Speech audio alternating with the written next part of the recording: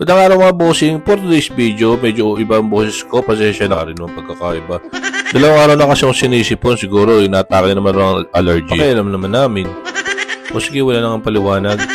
Hingi sana ako ng favor mga bossing na kapag may nakita kayong ads sa bawat video ko, pwede po huwag niyong skip, pakitapos po at pakishare and like na rin po. Maraming salamat. So for today's video, dahil sabay-sabay sila ng uwi ngayon dahil exam lang, bali say na namin sila sa pagsundo. Sinama na namin sila sa aming pupuntahan kung saan matagal na namin pinagpaplanuhan ni Mami. Bali ito yung atas ng aming paghihirap pati sa araw-araw na pagtitinda ng lugaw at saka syempre kita rin sa pwesto at saka lumakas din yung loob ko dahil meron na akong ads eh.